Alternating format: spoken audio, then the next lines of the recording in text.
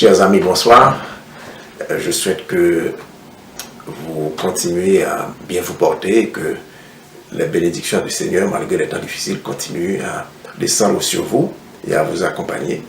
Nous sommes ici pour la deuxième présentation sur l'histoire des Noirs, l'histoire des origines bibliques des Noirs. Dans la première présentation, je vous avais dit qu'il y a trois lignes d'évidence, si je peux parler ainsi en traduisant l'idée de l'anglais. Il y a trois lignes d'évidence qui permettent d'établir clairement que le peuple hébreu de la Bible, de l'Ancien Testament particulièrement, c'est un peuple noir.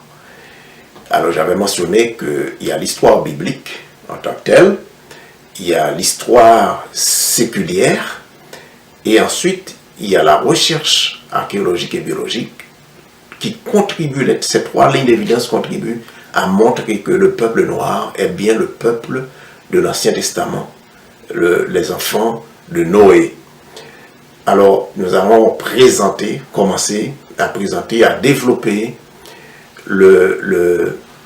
en détail l'histoire biblique, bien que nous soyons de temps en temps tentés de faire des résumés, laissant à nos amis le soin de faire de la recherche plus approfondie, mais au fur et à mesure des questionnements, nous trouvons de l'intérêt. Alors, je remercie nos amis qui nous envoient des questions. Et nous en avons trois sur la table auxquelles nous allons commencer à répondre. Mais je vous annonce déjà que aujourd'hui, je vais faire un coup d'œil un petit peu plus approfondi sur les descendants de l'un des trois fils de Noé, les fils de Ham, qu'on dit en anglais, qui est plus proche de la prononciation hébraïque d'ailleurs. Alors nous allons regarder un petit peu plus en détail les fils de Ham. Aujourd'hui, en partie d'ailleurs, nous ne pouvons pas aller très très loin. Et plus tard, nous allons présenter les fils de Sem.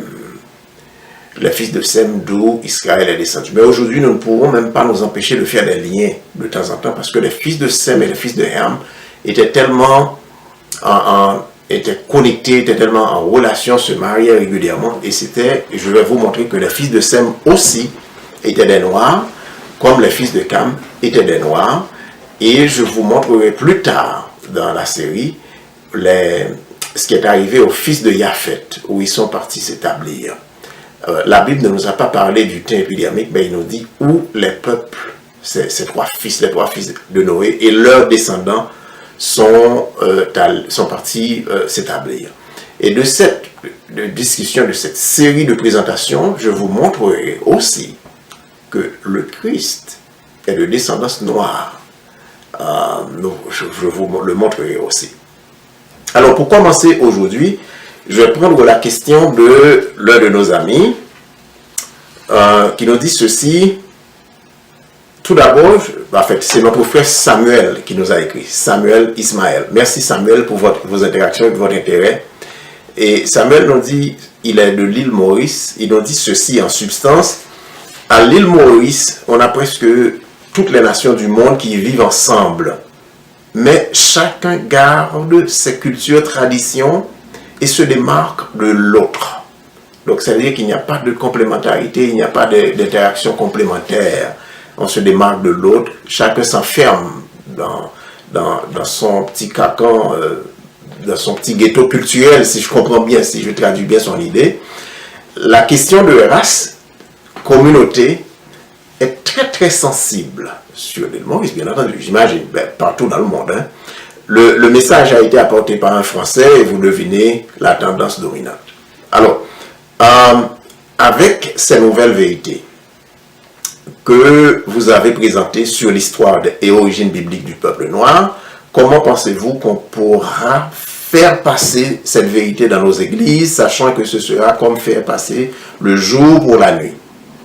Conseillez-moi, s'il vous plaît. Merci. Alors, si quelqu'un est croyant en ce Dieu qui nous a créés et qui ne serait pas prêt à accepter cette vérité, à approfondir la Bible, nous n'amenons pas un nouvel évangile, une nouvelle compréhension. Alors, si quelqu'un n'est pas disposé à sonder les Écritures pour découvrir la vérité, Bon, je ne vais pas prononcer de jugement, alors, mais il y a lieu de poser des questions. Alors moi, je pense qu'il faut éviter les frères à sonder les Écritures. Le Christ n'a pas dit qu'il faut lire seulement les Écritures. Il a dit qu'il faut les sonder. Sonder est plus qu'une simple lecture. Ce que je constate dans le monde chrétien, c'est qu'on nous a amenés à l'approche européenne et on nous dit de ne pas la questionner, au risque d'être considéré comme mécréant ou de pécher contre Dieu. On vous dit ce qu'il faut faire, vous l'acceptez.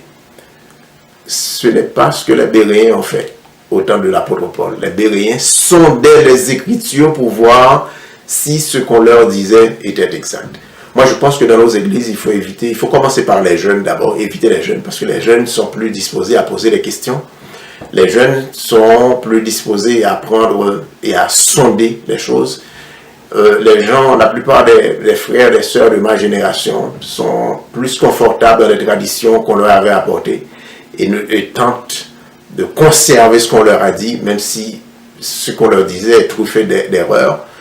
Moi, je pense qu'il faudrait commencer par les jeunes, avec des tables rondes dans l'église, commencer à sonder les Écritures, à regarder les lieux d'habitation des fils de Noé, des descendants de Noé, qui ont repeuplé la terre après le déluge.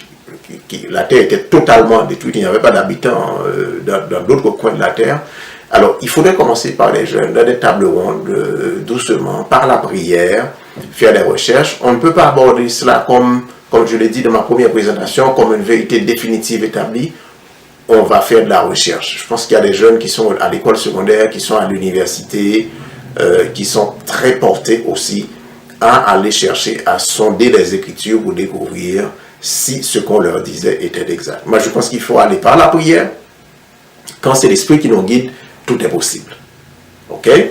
Alors, ma deuxième question vient de notre frère qui répond, son dernier nom, je n'ai pas le prénom ici, mais son nom de famille, c'est Sinéas, mon frère Sinéas.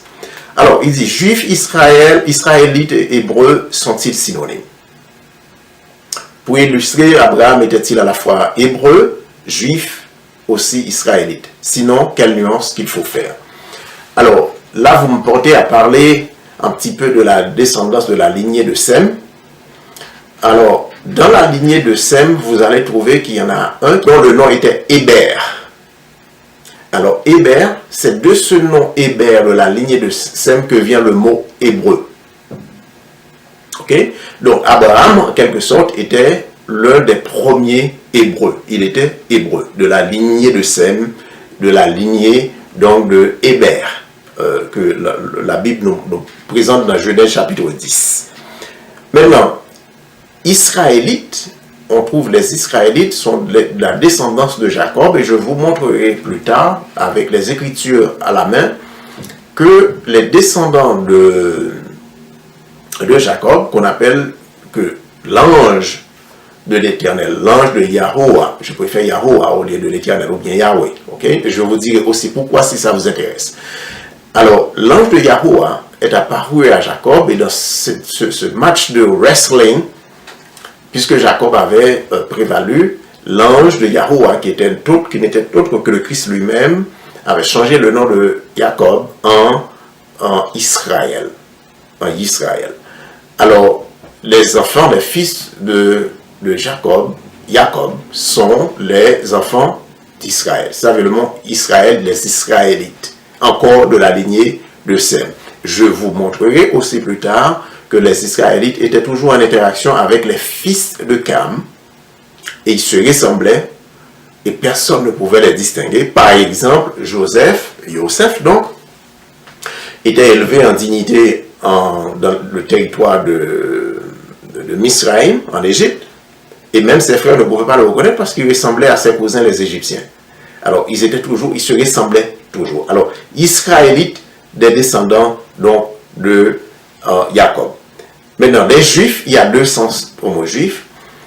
Parmi les fils de Jacob, il y en a un qui a émergé avec beaucoup plus de puissance, beaucoup plus de prévalence, qui était la tribu de Juda.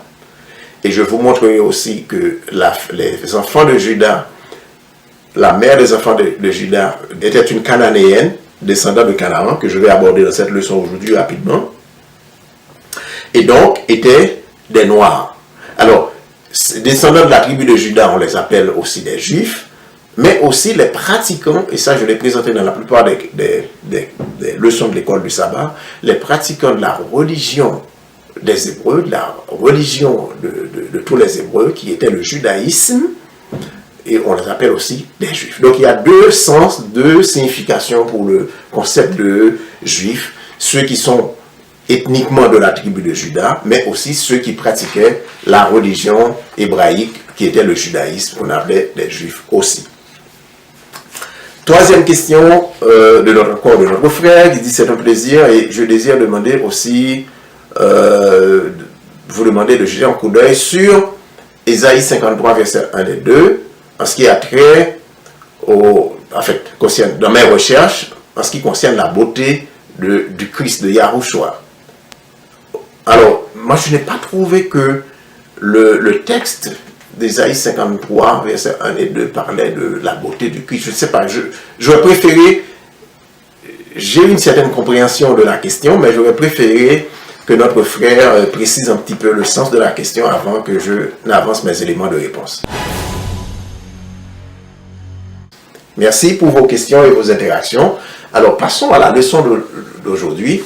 Alors, je commence encore, comme je l'avais promis, dans le chapitre 10 de la Genèse, qui nous montre une nouvelle, est-ce que je peux l'appeler ainsi, recréation du monde. Le monde a été créé au début, à l'origine, avec Adam et Ève comme les premiers habitants, et Yahuwah, avait donné l'ordre à nos premiers parents de croître, de peupler, de multiplier, de remplir la terre. Et nous voyons qu'après le déluge, où toute la terre était détruite, toute vie était détruite, à l'exception des 4 familles qui étaient dans l'arche, Noé et sa femme, et les 3 fils de Noé avec leurs femmes, à l'exception de cela, il n'y avait personne d'autre. Alors ce sont ces gens qui vont repeupler la terre. Qui étaient-ils? Et c'est ça que nous essayons de voir. Ce que nous constatons à l'origine, quand je parle d'origine, je ne parle pas d'origine dans le chapitre 1er de la Genèse avec Adam et Ève, mais je parle ici de Noé et sa famille. Je vais poster une carte pour vous, que vous puissiez regarder très bien, où les fils de Noé étaient établis, où Yahuwah a établi les fils de Noé. Alors, le premier fils de Noé, c'était Sem. Les fils de Sem habitaient ce qu'on appelait par la suite, par les traductions par les Grecs, plus tard la Mésopotamie, ce qui comprendrait aujourd'hui un peu l'Arabie Saoudite, toute la zone des Émirats Arabes Unis, une partie de l'Iran, dans ce coin-là. Mais les fils de Cam se sont établis sur le continent qu'on va appeler plus tard le continent africain. Et les fils de Japhet étaient partis un peu plus au nord-est, dans toute la région de Khazaria, dans la région de la mer Noire, de ce qui constitue le sud de la Russie. Les 3 fils de Noé étaient ainsi répartis sur la surface de la terre. N'oubliez pas que la terre était vide, il n'y avait pas d'habitants nuls dans quelques zones que ce soit sur cette terre. Maintenant, regardons un petit peu plus en détail dans Genèse chapitre 10 donc, et je vous invite à lire pendant que je fais la présentation, et je veux que la présentation soit brève aujourd'hui, je ne vais pas vous donner beaucoup de difficultés à lire ce passage-là. Regardez bien où les fils de Cam, je commence aujourd'hui avec les fils de Cam, on aurait pu dire les fils de Ham, sont partis s'établir. Alors, les fils de Ham, qui étaient-ils? Le deuxième fils de Noé, Ham, avait 4 fils. Le premier s'appelait Cush. Cush, si vous regardez sur la carte que je poste pour vous, vous allez voir que Cush, c'est l'Éthiopie et le Soudan. Un petit peu tout au sud de l'Égypte là. Ça c'est Cush. Misraïm, ou bien Kemet, qu'on devrait l'appeler, les Grecs ont changé le nom, on l'appelait l'Égypte. Égypte signifie terre de servitude, ça signifie servitude et esclavage. C'est la terre de Misraïm, le deuxième fils de Cam. Troisième fils de Cam, c'est Put avec P-U-T, ou bien dans certaines références, vous allez voir en anglais avec P-H-U-T. Ça, c'est la Libye et toute la région de l'Afrique du Nord. Alors, vous allez me demander, je suis en train d'expliquer à l'origine des Noirs, je parle d'Afrique du Nord, et l'Afrique du Nord est peuplée par des gens de teint clair. Je vais vous donner ça un petit peu plus tard, si ça vous intéresse, pour vous montrer que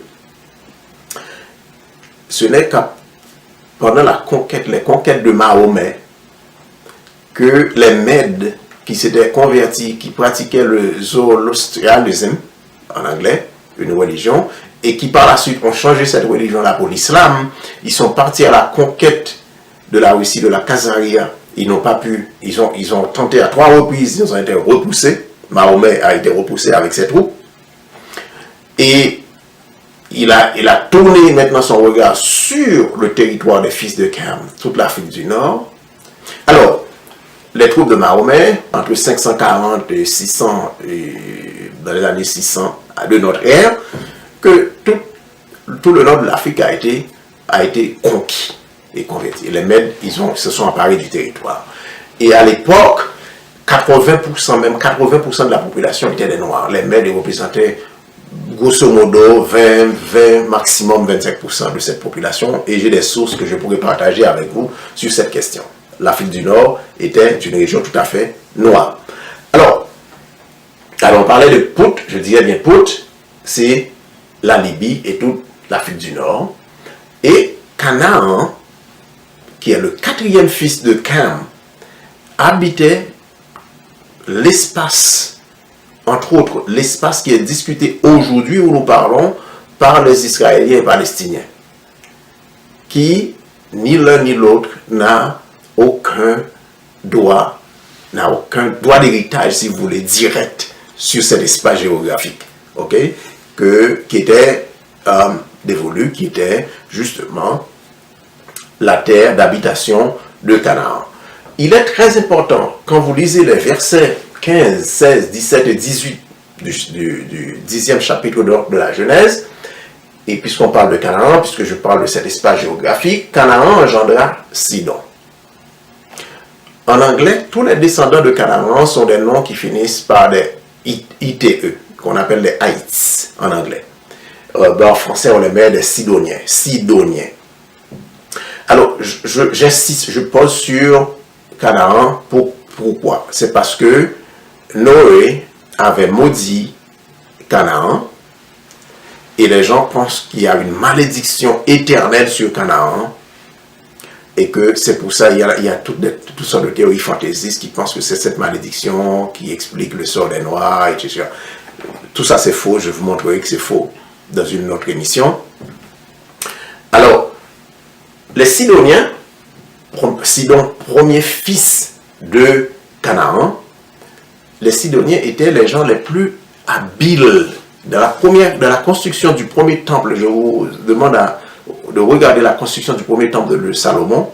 C'était des Sidoniens qui avaient reçu le don particulier de Dieu pour faire le travail de fine pointe pour la retouche du temple, pour tout ce que Yahweh avait demandé dans ce temple-là. Alors, j'attire votre attention sur ce fait particulier. Alors, le premier-né, et ensuite, on nous dit, toujours le verset 15, on nous dit, le deuxième fils de Canaan, 4e fils de Noé, était Heth. Heth va être le père de ce qu'on appelle les Hittites, en anglais. Les Hittites, si vous voulez. Et les Hittites habitaient tout ce qui est le territoire de la Turquie aujourd'hui. Ils ont érigé un royaume très puissant qui faisait la concurrence au royaume des Égyptiens. C'est pour ça que les Hittites et les pharaons étaient toujours en guerre. Okay? Et les Hittites, le site de la ville des Hittites en Turquie, ça existe encore aujourd'hui. Et si vous voulez faire une recherche sur YouTube, vous pouvez le faire. Je pense qu'il y a des vidéos, des présentations vidéo très intéressantes sur le royaume des Hittites, des Hittites. Okay? Alors, gens parlent de malédiction, alors qu'ils spéculent, qu'ils continuent leur spéculation, mais les faits sont là pour prouver le contraire. Et les Jébusiens, encore un autre fils de Canaan, très très important, je vous le demande par rapport à la question qui m'a été posée, j'insiste sur les Jébusiens. Jebusite en anglais. Les Jébusiens habitaient toute la région que Abraham va venir à l'intérieur de la région, occupait ou bien contrôlait toute cette région où Abraham va venir habiter un petit peu plus tard. Le mot Jébus donne lieu au nom de la ville de Jérusalem. C'est là que le mot Jérusalem vient. C'était une ville noire. Alors, encore une fois, quand vous voyez Hittites en anglais, Sidonites, ou Sidonites, Jebusite en anglais, sachez que on est en train de parler de noirs, des gens très très foncés, n'oubliez pas. Ensuite, les Amoréens, les Amorites. On parle de Og ou des Amoréens. Amorites. Tout ça, c'est des noirs. On parle des noirs. Des Girgashites. En français, qu'on traduit par Girgasiens.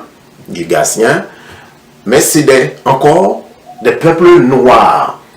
Les Éviens, les Arkiens, les Signiens et les Avadiens. Tout ça, c'est des peuples noirs. Il va y avoir une série de mariages plus tard que je vais vous présenter. Soit de Salomon lui-même, soit de Judas, ok, soit le mari de Bathsheba, Uri, c'est pas la femme d'Uri, mais il était un Hittite, c'est-à-dire un homme noir, un officier noir de l'armée de David. On va parler plus tard, et je vous montrerai plus tard aussi que David lui-même, excusez-moi, David lui-même était un homme noir, même s'il y a un passage qui dit David était blond. On va questionner, on va examiner la généalogie de David pour voir que ce terme a été mal traduit par les Grecs qui ont traduit les écritures de l'hébreu au grec d'abord et ensuite en français, la langue française qui n'existait même pas en ce temps-là et la langue anglaise encore moins, qui n'existait même pas en ce temps-là. Alors, n'oubliez pas, très rapidement, parce que c'est là que nous concentrons notre attention aujourd'hui, les fils de Cam étaient 4. Ils occupaient toute la région de l'Afrique. Dans une des leçons, je disais la dernière fois que Jérusalem faisait partie de l'Afrique. Et puis il y a une de nos amies qui était surprise, parce que je comprends la surprise, parce que ça fait plusieurs siècles qu'on nous bombarde de mensonges, de déformations, et nous avons des difficultés à comprendre que le concept Proche-Orient est une nouvelle création et ça n'existait pas. Alors, la terre de Canaan, c'est la zone cruciale, c'est ce qu'on appelle la terre sainte, la terre bénie, la terre de naissance du Christ. Et tout ça, c'est occupé par les fils de Cam. Je vous présente plusieurs cartes qui vous montrent aussi l'espace d'occupation. Des cartes que vous pouvez trouver sur Internet. Je n'ai pas créé les cartes moi-même. Je les ai téléchargées sur Internet, mais je vais les poster pour vous. Et je vais montrer en troisième lieu, dans une troisième carte aussi, le voyage de Abraham. Alors, un autre fils, je dirais petit-fils de Cam, qui mérite toute notre attention, c'est Nimrod. Nimrod est mentionné comme un mighty hunter. C'est un homme très fort, très puissant. Et c'est lui qui va créer le premier grand empire, avant même l'empire égyptien, avant l'empire des Hittites. C'est Nimrod qui va créer le premier empire. On dit qu'il était puissant devant Yahuwah. Qu'est-ce que ça veut dire qu'il était puissant devant Yahuwah? C'est un homme qui était béni de Yahweh. Mais ça ne veut pas dire que c'est comme la plupart d'entre nous, quand nous recevons des bénédictions, qu'est-ce que nous en faisons? Nous commençons par devenir égoïstes, nous devenons à l'approprier pour nous-mêmes comme si nous avions fait des choses, et puis nous oublions le Tout-Puissant qui nous a donné toutes les bénédictions et nous devenons fous. Et c'est ce qui est arrivé à Nimrod. Il était très puissant, il était un très grand, il semble très grand dictateur. Il a construit un vaste empire. Il a occupé tout ce qui était Assyrie, tout ce qui était la Syrie. Je détache bien l'article pour que vous voyez. Alors, la Syrie, c'est ce qui est le pays de Syrie et le pays de l'Irak en ce temps-là. Et c'est Nimrod qui a fondé Babylone. C'est ce que la parole nous dit. Il a fondé Babylone, il a bâti Ninive, c'est lui qui a construit aussi la tour de Babel. Alors, dans sa folie, qu'est-ce qu'il fait, Nimrod?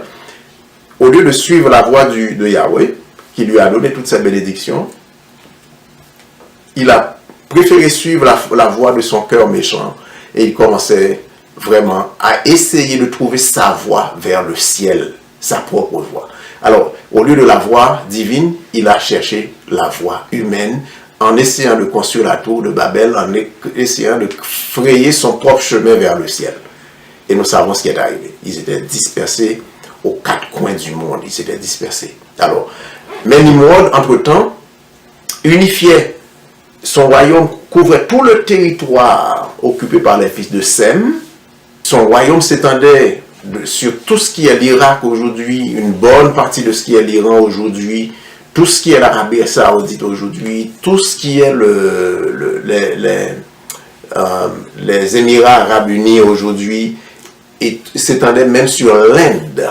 Le premier grand empire du monde, la première grande civilisation était fondée donc par des Noirs. Alors, quand on parle que les Noirs sont à l'origine de tout ce qui existe, comme civilisation occidentale, nous avons les Écritures pour le prouver. Et il y a un très bon livre aussi que je dois vous... si vous lisez l'anglais, vous avez intérêt à lire. C'est un livre qui n'est pas encore je sais pas, qui n'est pas encore... Je suis tenté de traduire ce livre, qui n'est pas encore traduit, je pense, je le dis en toute réserve. Je n'ai pas encore vu la traduction française, en tout cas. C'est un livre de Randolph Windsor, qui est From Babylon to Timbuktu, qui parle de l'évolution des Noirs, du progrès des Noirs depuis Babylone, depuis la fondation de Babylone jusqu'à Timbuktu. Alors je vous intéresse à lire ce livre aussi. Et je vais poster cette carte qui montre aussi la distribution, une carte très en couleur, qui vous montre la distribution, la table des nations, où les différentes nations sont parties s'établir. Alors quand vous voyez les Amoréens, les Cananéens, les Hittites, tous les descendants de Cam qui occupaient ce qu'on appelle la Terre Sainte aujourd'hui, sachez que nous parlons des Noirs et cet espace était occupé par les Noirs. Et comme l'une de mes petites cousines me posait la question, d'où vient-il que nous ne soyons plus dans cette terre aujourd'hui? Une question intéressante à laquelle je ne vais pas répondre aujourd'hui. Peut-être si ça vous intéresse, on peut aborder cette question dans une autre émission. Il était un vaillant chasseur devant l'Éternel, Nimrod, et il a fait deux grandes choses, mais malheureusement Nimrod ne respectait pas le Dieu Tout-Puissant, il n'obéissait pas à la voix du Dieu Tout-Puissant. Et je poste aussi une carte qui vous montre l'étendue du grand royaume de Nimrod. N'oubliez pas, quand on parle de la tour de Babel, c'est Nimrod, c'est un noir qui a fondé tout ça. Quand on parle de l'Inde, de tout cet espace-là, et ce sont les Noirs qui l'ont fondé. Nous sommes les derniers à ne pas connaître ces choses. Parce que ceux qui nous les cachent savent bien tout cela. Mes frères, vous connaissez la vérité et la vérité vous affranchira, c'est ce que nous dit le Christ. Et la prochaine fois, je vais commencer avec, je vais faire un résumé très sommaire. Pas très sommaire, mais c'est assez sommaire. Mais la prochaine fois, je vais venir avec les fils de Sem. Et je vais élaborer davantage sur les relations entre les fils de Sem et les fils de Cam. Comment ils se mélangeaient, comment ils se ressemblaient. Et n'oubliez pas, il y a des gens qui... un des exemples que je vous donne d'avance, c'est que Moïse, vous vous rappelez pendant l'Exode, Moïse avait une femme qui était une Éthiopienne, qui est mentionnée dans le livre des Nombres, dans l'Exode aussi. Et cette femme éthiopienne était l'objet de la jalousie de la sœur de Moïse, Myriam. Et Myriam était frappée de lèpre. Et la lèpre, quelqu'un qui souffre de lèpre, regardez ce que ça vous fait. Si vous êtes Si quelqu'un est, entre guillemets, ce qu'on appelle blanc aujourd'hui, il souffre de lèpre, ça va être beaucoup moins visible. Mais si moi, je suis frappé de lèpre, je vais ressembler un petit peu comme à un blanc. Et Myriam était frappée de lèpre pendant une semaine. Alors, ça c'est un petit détail, mais je prendrai des exemples bibliques la prochaine fois pour élaborer un petit peu plus sur les fils de Sem.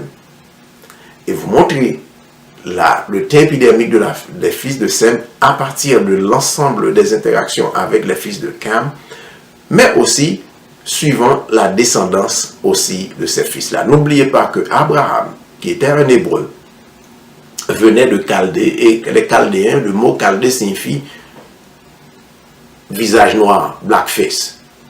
Ok, il était chaldéen. Et il est venu s'établir dans le territoire de Canaan, pays noir encore. Okay? Et au moment où longtemps après, environ 1000 ans, je pense, après Abraham, que David est arrivé, et David est arrivé et va construire, va acheter une portion de terre, va encore élargir la ville de Jérusalem. Et n'oubliez pas encore que Melchisédek, vous vous rappelez bien Melchisédek, qui était parti accueillir Abraham quand il revenait de la guerre. Melchisédek était appelé le roi de Salem. Salem, c'est quoi? C'est Jérusalem qu'on appelle Salem. Il était le roi de Salem. Et ce qui nous indique encore que Melchisédek, même si on n'a pas d'indication très claire, noir sur blanc, pour dire que c'est un noir, mais il habitait la région aussi qui était entièrement dominée par les descendants de Canaan, quatrième fils de Ham, donc noir. Okay? Alors, regardez donc bien, la plupart des figures bibliques dont on parle, c'était des noirs. Alors, quand on nous exclut de tout cela, de l'histoire biblique, on dirait que quand on parle de la Bible, quand Yahweh nous parle, nous avons tendance à ne pas considérer les appels de Yahweh comme une conversation directe de notre Dieu avec nous. Alors, nous approfondirons tout cela et je ferai un petit tour aussi sur l'esclavage et montrer pourquoi l'esclavage, quelle est la source biblique de l'esclavage, pourquoi nous avons été réduits à l'esclavage pendant si longtemps. Nous en parlerons la prochaine fois. Entre-temps, que Dieu vous bénisse, qu'il vous accompagne et que vous, surtout, je vous invite à continuer votre recherche. Ce que je vous dis, vous devez le questionner et faire votre recherche et nous pourrons échanger là-dessus. Merci beaucoup pour votre attention.